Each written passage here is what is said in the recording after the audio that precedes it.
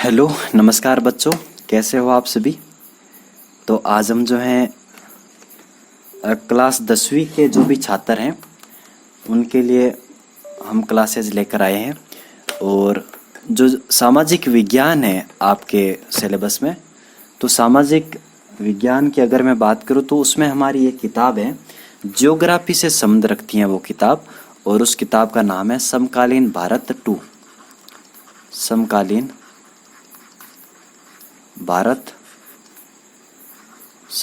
भारत 2। ठीक है। और इस किताब में टोटल कितने अध्याय हैं? इस किताब में जो अध्याय हैं वो हमारे हैं 7 अध्याय हैं पूरे। ठीक है, कितने अध्याय हैं? 7 अध्याय हैं। और हम जो है 1.5-2 महीनों में इस किताब को आराम से पढ़ लेंगे और उसके बाद हम जो इकोनॉमिक्स को भी पढ़ लेंगे। ठीक है, तो आप जो है हमारे साथ जुड़ करके एकदम शानदार तैयारी कर सकते हो दादू ऑनलाइन स्कूल से जुड़ करके। ठीक है मित्रों, देखिए आज हम जो है जो पाठ पढ़ेंगे वो हमारा पहला पाठ है। और पहले पाठ का क्या नाम है आप जानते ही हो। पहले पाठ का नाम क्या है? पहले पाठ का नाम है हमारा संसाधन और विकास। संसाधन और विकास। संसाधन और विकास। संसाधन और विकास। इस अध्याय में हम क्या पढ़ेंगे? इस अध्याय में हम ये जानेंगे कि भाई संसाधन होता क्या है, किसको हम संसाधन कहेंगे। क्योंकि हम लोगों ने यानी इंसान ने, मानव ने जो विकास किया है वो संसाधनों का यूज करके ही किया है। जैसे कि आग है, आग भी हमारे लिए एक संसाधन ही है। पेड़ पौधे हैं, पेड़ पौधे हमारे लिए संसाधन ही है। हमारे चारों तरफ जो नदियाँ नाले हैं, जल है, वो भी एक तरीके से संसाधन ही है। जो हमारी मिट्टी है वो भी संसाधन ही है। जो हमारे पहाड़ पर पर्वत वगैरह हैं, ठीक है, वो भी हमारे एक तरीके से मैं बात करूँ अजैव संसाधनों में ही आते हैं। कोयला वगैरह जो हमें प्राप्त होता है वो संसाधन में ही है। तो ये सभी जो है प्रकृति हम जो देख रहे हैं हमारे चारों ओर, वो सभी जो है संसाधन ही है, जो प्रकृति है। लेकिन हम जो है हर एक चीज को संसाधन नहीं मान सकते। प्रकृति में बहुत सारी ऐसी चीजें हैं, जैसे कि हमारे जो है जमीन के नीचे। अब जमीन के नीचे बहुत सारा हीरा वगैरह छुपा हुआ होगा, लेकिन क्या हम उसको निकाल पाएंगे? क्या नहीं निकाल पाएंगे। और पता नहीं कब निकालेंगे, लेकिन अभी तो हम उतना हीरा वगैरह नहीं निकाल पाते। कुछ 1-2 ही खाने हैं जहाँ से हीरा वगैरह निकलते हैं, ठीक है, तो हम इतना ज़्यादा हीरा नहीं निकाल पाते। तो जो जमीन के नीचे जो हीरा दबा हुआ है, क्या वो हमारे लिए संसाधन है क्या? क्योंकि प्रकृति में तो वो भी है। जैसे कि आज से मान लीजिए आज से 100-200 साल पहले जो हमें ये सौर ऊर्जा प्राप्त होती थी, जो सूर्य से हमें ऊर्जा प्राप्त होती थी, जो सूर्य की ये किरणें आ रही हैं, प्रकाश आ रही हैं, क्या हम इसका एक सोलर प्लेट बना करके, क्या इस पर जो है सूर्य के प्रकाश को केंद्रित करके क्या हम उससे बिजली बना सकते थे? क्या हमारे घरों में जो लट्टू वो जो है सूर्य के प्रकाश के क्या चमक सकता था? क्या आज से 200-300 साल पहले, 100-200 साल पहले दादा परदादाओं को पूछिए अपने, क्या उन्होंने अपने जीवन में जो है पहले सौर प्लेट देखी थी? क्या नहीं देखी। लेकिन सूर्य की किरणें तो उनके जमाने में भी होती थी, अपने परदादाओं के जमाने में भी होती थी, ठीक है। आज से 200-300 400 500 600 साल जब से मानव का उद्भव हुआ, उससे पहले भी जो है हमारे सूर्य जो है मौजूद था। तो आज भी जो है हम जो सूर्य की किरणें वगैरह देखते हैं, आज हमारे लिए संसाधन बन गया है। क्या हमारे परदादाओं के लिए, दादाओं के लिए क्या यह संसाधन था? क्या नहीं था। तो हमें एक बात ये समझनी होगी कि हम किसको संसाधन कहेंगे, क्योंकि प्रकृति में तो बहुत सारी चीजें हमें देखने को मिलती हैं, ठीक है। और फिर हम मित्रों इन संसाधनों का यूज करके हम अपना क्या करेंगे? विकास करेंगे। क्योंकि आपको पता है कि भाई हम अपना विकास करते हैं। जैसे कि आज हमने जो है कई प्रकार की गाड़ियाँ वगैरह बना रखी हैं, आज हमने जो है लैपटॉप कंप्यूटर बना रखे हैं, आज आपके पास जो है थैले हैं, आप स्कूल जाते हो, स्कूल में पढ़ने जाते हो, वहाँ पर आप बोर्ड वगैरह देखते हो, स्कूल आप देखते हो, स्कूल का भवन देखते हो। तो ये सभी संसाधन ही तो हैं और ये सभी हमारे विकास को दिखाते हैं। क्या आज से 300-400 साल पहले इतनी बड़ी बड़ी बिल्डिंगें होती थी? क्या आज से जो है 300-400 साल पहले बुर्ज खलीफा जैसी बिल्डिंग होती थी? क्या आज से 300-400 साल पहले हमारे जो जैसे अभी जो लोग कारों में ट्रेनों में, हमारे जो है हवाई जहाज़ों में यात्रा करते हैं, क्या हमारे परदादाओं के दादाओं ने क्या यात्रा कभी की थी या नहीं? तो हमने जो है हमारे जो भी संसाधन थे इनका हमने यूज़ करके हमने अपना क्या किया है, विकास किया है। और यही हमें जो है अध्याय फर्स्ट में पढ़ना होगा। फिर हम जो है इस अध्याय में पढ़ेंगे भूमि के बारे में। जो भूमि है, आपको पता है कि भूमि सबसे महत्वपूर्ण संसाधन है। सबसे महत्वपूर्ण संसाधन क्यों है? क्योंकि हम कहाँ पर रहते हैं, मुझे बताओ, हम कहाँ पर रहते हैं? हम जमीन पर रहते हैं, हम जो है पृथ्वी पर रहते हैं, और पृथ्वी पर ये क्या है, ये जमीन ही है पूरी। तो जमीन ही है हमारी। आज आप देख रहे हो कि जनसंख्या किस प्रकार बढ़ रही है, ठीक है। जैसे कि आपके दादाजी के पास अभी जो है 60 बीघा थी ज़मीन, ठीक है। और मान लीजिए आपके दादाजी के 4 बेटे हैं, तो ज़मीन का बंटवारा होगा और उनके पास 20-20 बीघा रह जाएगा। मान लीजिए आप अपने जो है पापा के 3 बेटे हो, तो फिर 20 बीघों को और बंटवारा होगा, आपको जो है 6-6, 7-7 बीघा मिलेगी, ठीक है। आपको जो है 6-6, 7-7 बीघा मिलेगी। बाद में आपके बेटे बेटे होंगे, उनको जो ज़मीन मिलेगी बेटों को मिलेगी। तो इस प्रकार जमीन तो कम होती जाएगी ना। आज आपके पास जितनी जमीन है, आपके पापा के पास जितनी जमीन है, उससे कई गुना जो है आपके परदादाजी के पास थी। तो जमीन धीरे धीरे कम हो रही है ना। तो फिर जमीन का हमें क्या करना होगा? हमें जमीन का सदुपयोग करना होगा। हमारे पास जमीन तो है इतनी और जनसंख्या तो है बहुत सारी, तो इस प्रकार हमें इतनी सी जमीन का किस प्रकार सदुपयोग करना है, हमें जो है जमीन में शानदार तरीके से उसको उपजाऊ किस प्रकार बनाना है, खेती जो हमें किस प्रकार करनी है। आजकल जो भूमि का निम्नीकरण होता है, निम्नीकरण का अर्थ ये होता है कि जो भूमि की गुणवत्ता है वो भूमि की गुणवत्ता में गिरावट आ रही है। जैसे कि हमारे जो खेतों की बात कर लेते हैं, जब हम खेतों में बहुत सारा जो है खाद वगैरह डाल देते हैं, बहुत सारा जो ये DAP यूरिया जो कीटनाशक है इनका यूज कर देते हैं, तो फिर आगे जाकर के हमारा खेत खराब हो जाता है, खेत खराब हो जाता है। तो इस प्रकार खेत की जो है ये गुणवत्ता में गिरावट आई है। हम पेड़ पौधों को काट रहे हैं। पेड़ पौधे क्या करते हैं? पेड़ पौधे बाढ़ वगैरह इनको बचाते हैं, बाढ़ से हमें बचाते हैं, और हम जो है पेड़ पौधों को काट रहे हैं। पेड़ पौधों से बरसात होती है। जब हम सारे पेड़ पौधे काट देंगे तो फिर जो है बरसात कम हो जाएगी, फिर जो है हम जो है बाढ़ वगैरह आने लगेगी, फिर भूमि का जो अपरदन हो जाएगा, भूमि की ऊपरी जो परत है वो पानी के साथ बह जाएगी। तो मुझे बताओ भूमि का निम्नीकरण हुआ या नहीं हुआ? भूमि का निम्नीकरण हुआ ना। तो इस प्रकार हमें भूमि को किस प्रकार जो है बचाना है, ठीक है। भारत में कितनी सारी भूमि है, भूमि का कहाँ कहाँ पर यूज हुआ है, कितने जगहों पर पेड़ पौधे हैं, कितने जगहों पर जो है पहाड़ हैं, कितने जगहों पर मैदान है, ये सभी जो है हमें अध्याय फर्स्ट में पढ़ना होगा। तो ये बात आपको समझ में आ गई कि अध्याय फर्स्ट में हम क्या पढ़ेंगे, ठीक है। अब जो हम देखो पहला हम पॉइंट डालते हैं, पहली चीज डालते हैं, पॉइंट हेडिंग डालते हैं हम, संसाधन क्या है। संसाधन क्या है? संसाधन क्या है? देखिए संसाधन क्या है। तो संसाधन में आपको एक बात बताई कि भाई जैसे कि हमारी सौर ऊर्जा है, ठीक है, जैसे कि हमारी सौर ऊर्जा है, जो सूर्य से हमें पूरा प्राप्त होती है ऊर्जा, हमने जो है सौर ऊर्जा को यूज करके सौर ऊर्जा को हमने चेंज कर दिया किस में? हमने जो है सौर ऊर्जा को चेंज कर दिया किस में कर दिया? हमने सौर ऊर्जा को चेंज कर दिया बिजली में, ठीक है।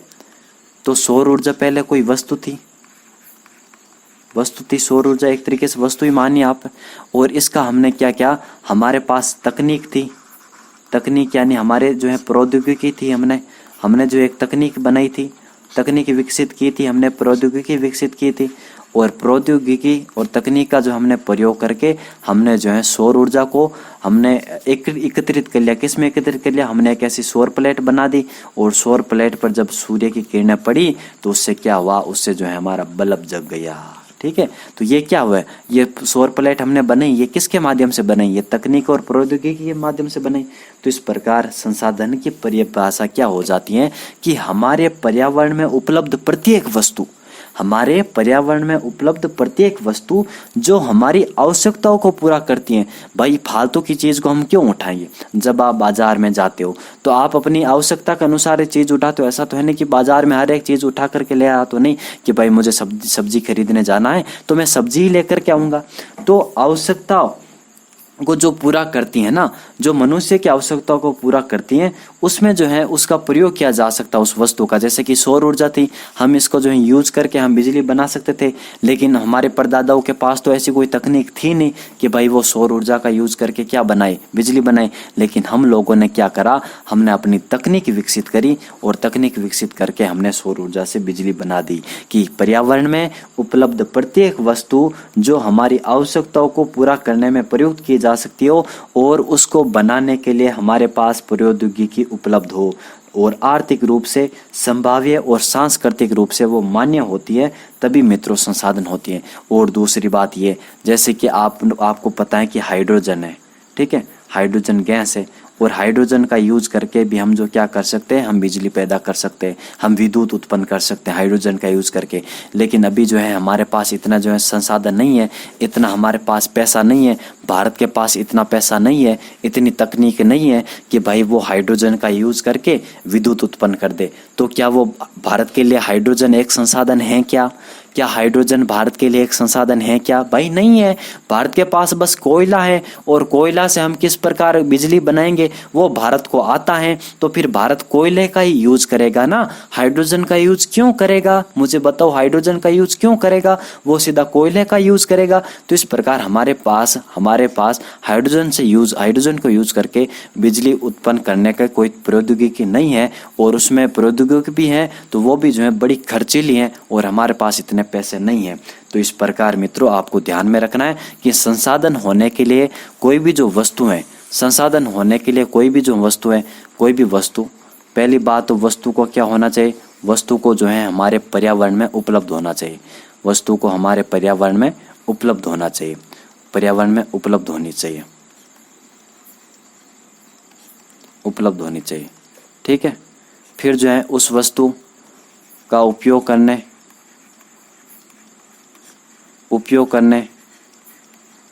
और बनाने, और उस वस्तु को बनाने के लिए, जैसे कि कार वगैरह होगी, उसको बनाने के लिए हमारे पास तकनीक होनी चाहिए, हमारे पास तकनीक होनी चाहिए, हमारे पास तकनीक होनी चाहिए। तीसरी बात यह है कि वो जो है आर्थिक रूप से,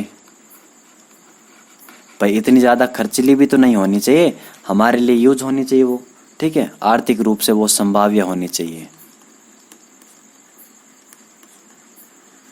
आर्थिक रूप से संभाव्य होनी चाहिए। और चौथी बात कि भाई वो सांस्कृतिक रूप से मान्य होनी चाहिए, सांस्कृतिक रूप से मान्य होनी चाहिए। उसको हम क्या कहेंगे, उसको हम संसाधन कहेंगे, ठीक है। तो अब यहाँ पर उस वस्तु को हम क्या कहेंगे, संसाधन कहेंगे। आए फिर अब हम लिखते हैं परिभाषा। मेरे साथ लिखिए सभी साथी, मेरे साथ लिखिए प्यारे प्यारे बच्चों। देखिए संसाधन क्या है, लिखिए हमारे पर्यावरण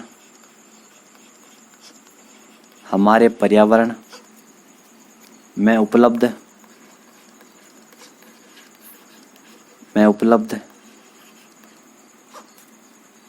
प्रत्येक वस्तु, हमारे पर्यावरण में उपलब्ध प्रत्येक वस्तु जो हमारी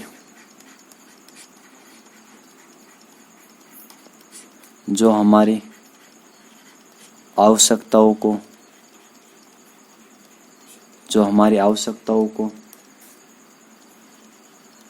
पूरा करने में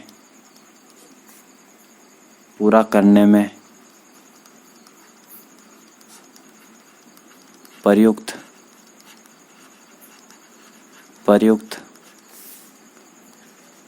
की जा सकती हैं,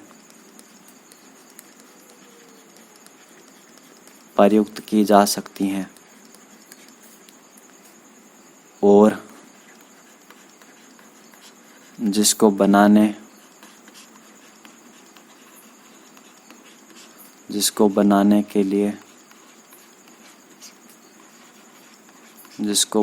के लिए प्रौद्योगिकी मतलब तकनीक क्या तकनीक है, जैसे कि आप लिखने की तकनीक आपकी क्या है, आप किसके माध्यम से लिखते हो, ठीक है, आप पाटी के माध्यम से लिखते हो, पेन के माध्यम से लिखते हो, आप कॉपी में लिखते हो, तो ये तकनीक ही होती हैं, ठीक है। प्रौद्योगिकी उपलब्ध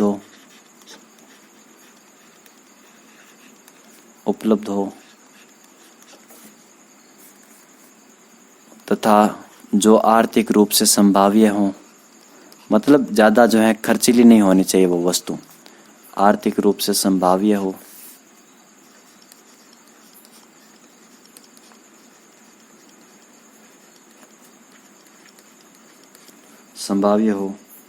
और सांस्कृतिक रूप से मान्य हो,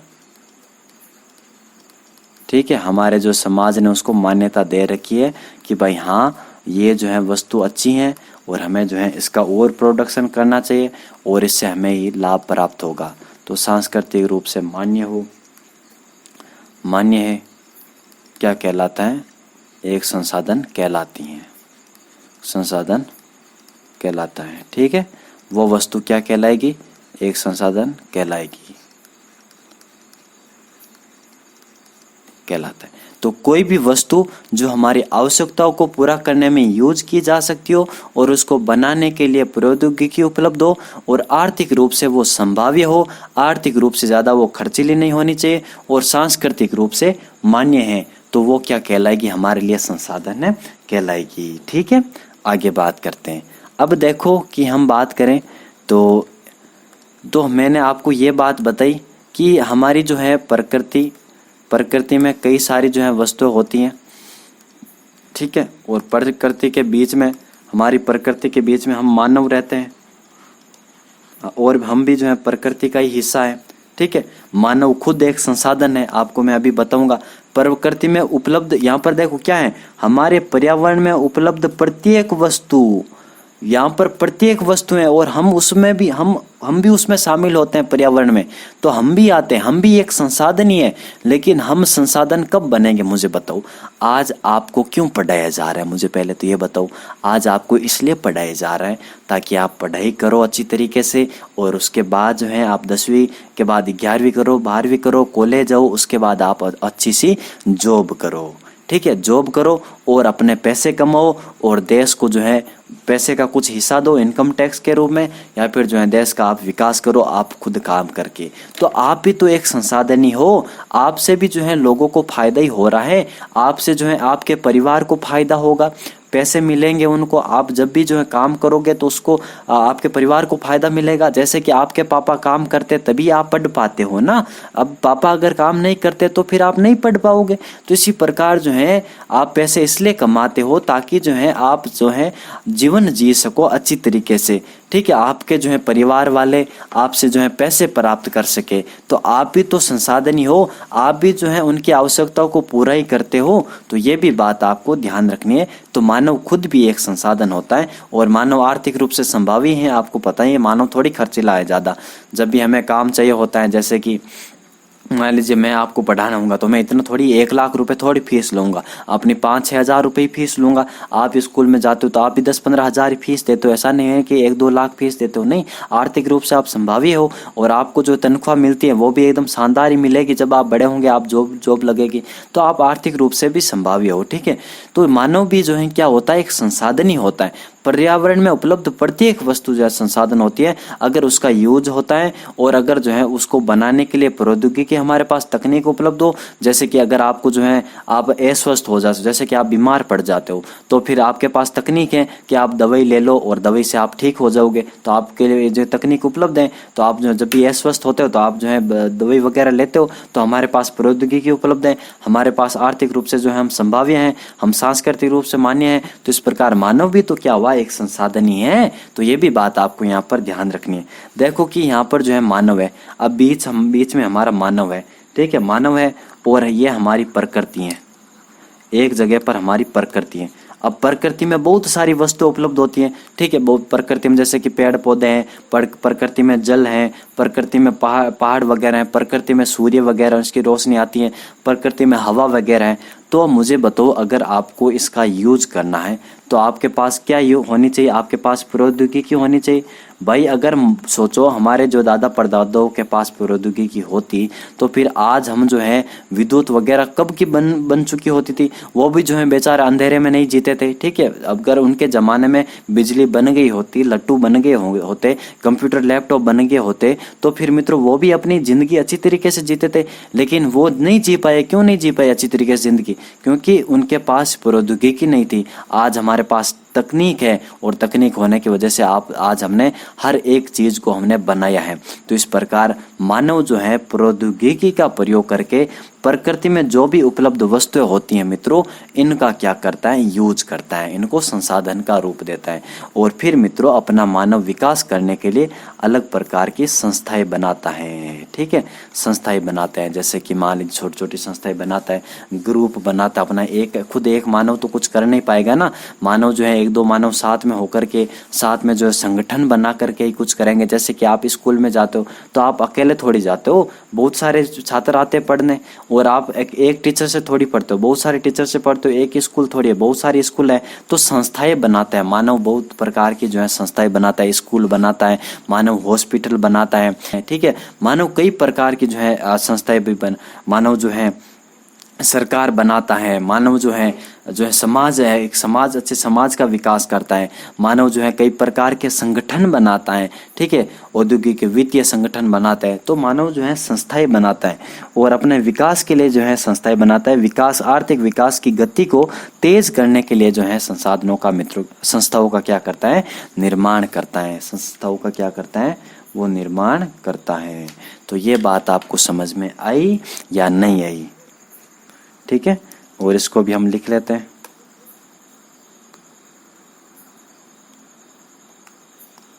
आगे लिखिए आप। ये आप मानचित्र, एक चित्र बना लीजिए, ठीक है। आगे लिखिए।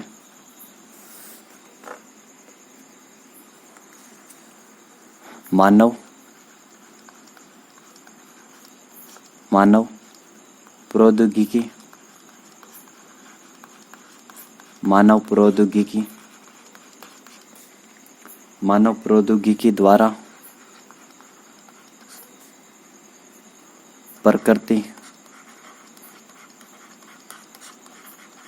के साथ क्रिया करते हैं, ठीक है। प्रकृति में जो भी वस्तु है उसका यूज करते हैं, प्रकृति के साथ क्रिया करते हैं और अपने आर्थिक विकास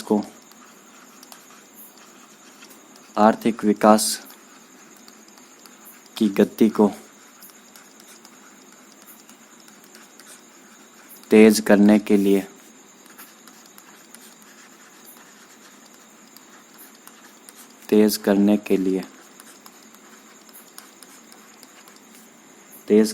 लिए किसका निर्माण करते हैं? संस्थाओं का निर्माण करते हैं।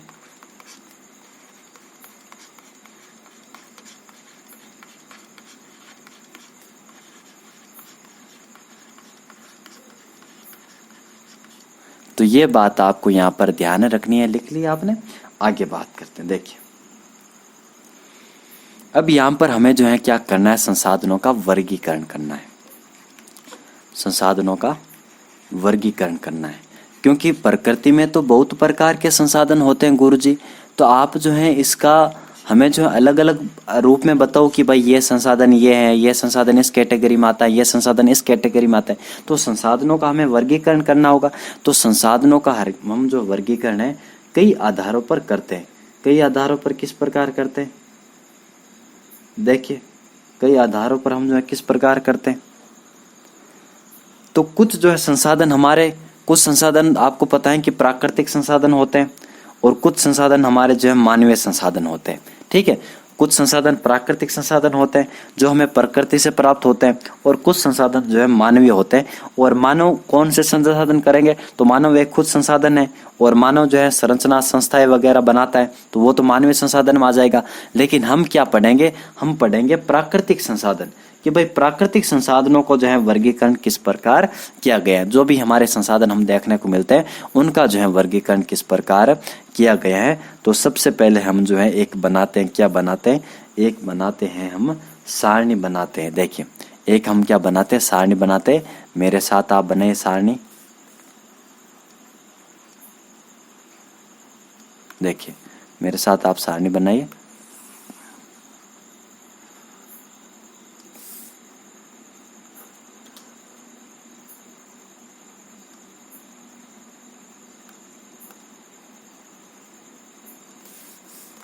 चार भागों में हम बांटते हैं, ठीक है। जब हम संसाधनों का वर्गीकरण करते हैं तो चार आधारों पर हम जो वर्गीकरण करते हैं। किस किस आधार पर, देखिए किस किस आधार पर हम वर्गीकरण करेंगे। तो पहला हमारा आधार होगा, कौन सा आधार होगा, पहला हमारा आधार होगा उत्पत्ति के आधार पर हम वर्गीकरण करेंगे। किसके आधार पर करेंगे, हम उत्पत्ति के आधार पर संसाधनों का वर्गीकरण करेंगे। हम देखेंगे कि भाई वो संसाधन कहाँ से उत्पन्न हुआ है, कहाँ से वो संसाधन पनपा है। तो उत्पत्ति के आधार पर हम देखेंगे, ठीक है। उत्पत्ति के आधार पर जो है संसाधनों को कितने भागों में बांटा गया है। फिर हम जो है संसाधनों का वर्गीकरण करेंगे किसके आधार पर, हम देखेंगे समाप्यता के आधार पर।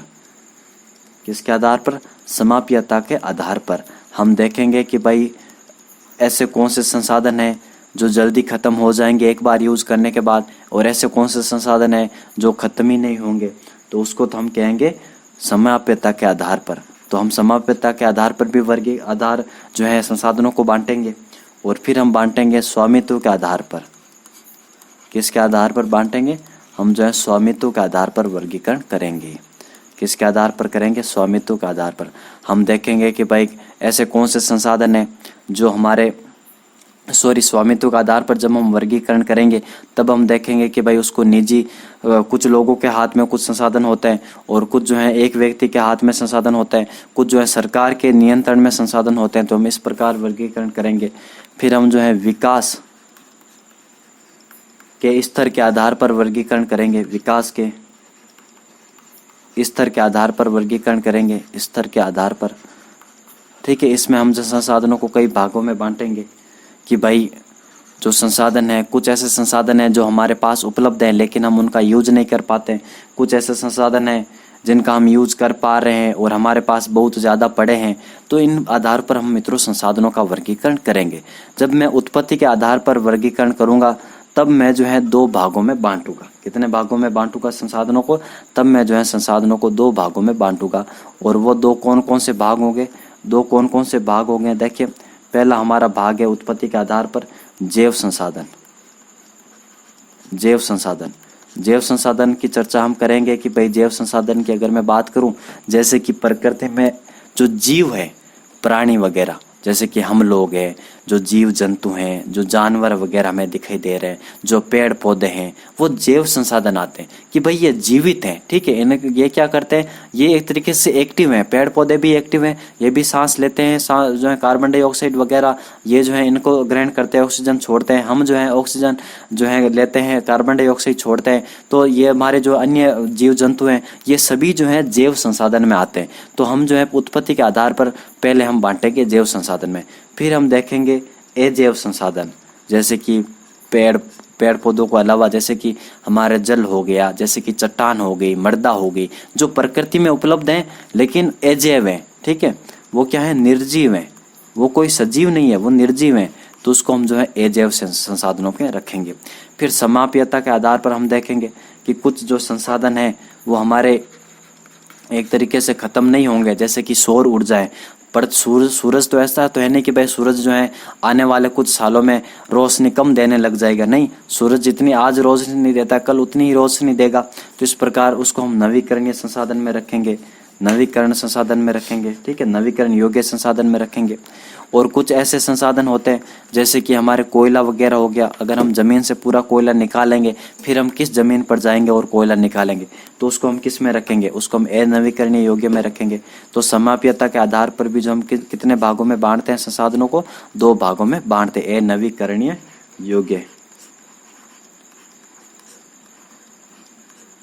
योग्य, ठीक है। समाप्यता के आधार पर भी हम दो भागों में बांटते हैं संसाधनों को। फिर हम जो स्वामित्व के आधार पर हम देखेंगे कि भाई व्यक्तिगत, यानी अगर संसाधन पर एक ही व्यक्ति का अधिकार है तो हम उसको व्यक्तिगत संसाधन कहेंगे, ठीक है।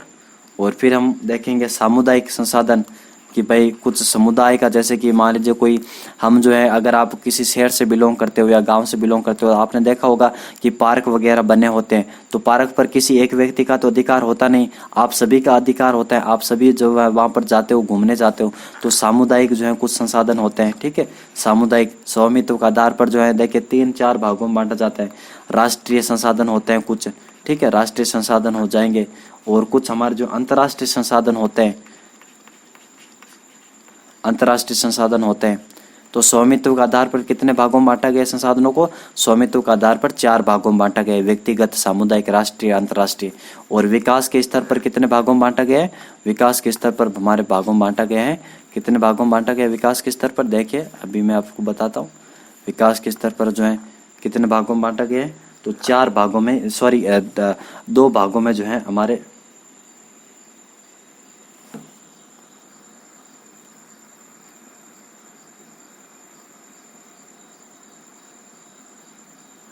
तो विकास के स्तर पर कितने भागों में बांटा गया संसाधनों को? तो विकास के स्तर पर हमने जो है 4 भागों में बांट रखा है। जैसे कि संभावित संसाधन होंगे, ठीक है। जैसे कि मैं बात करूं, विकसित संसाधन होंगे, कुछ ऐसे संसाधन जिनको हमने जो है तकनीक वगैरह बना ली है, हम उसका अच्छी तरीके से यूज़ कर पाएंगे। कुछ जो है भंडार के रूप में, यानी अभी हम उसका यूज नहीं कर पा रहे हैं, भंडार के रूप में पड़े हैं।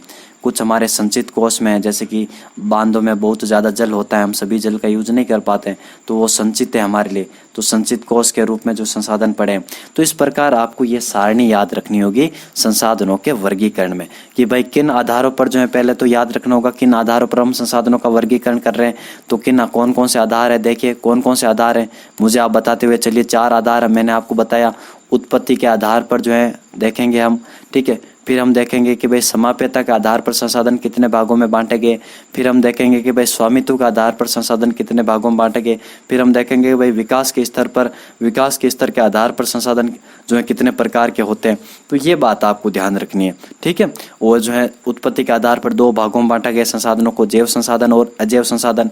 समाप्यता के आधार पर जो है नवीकरणीय योग्य, अनवीकरणीय योग्य। स्वामित्व के आधार पर व्यक्तिगत, सामुदायिक, राष्ट्रीय, अंतर्राष्ट्रीय। और विकास के स्तर के आधार पर संभावित, विकसित, भंडार और संचित कोष। और इसके बारे में हम लिखेंगे, कल लिखेंगे सभी की परिभाषा वगैरह, ठीक है।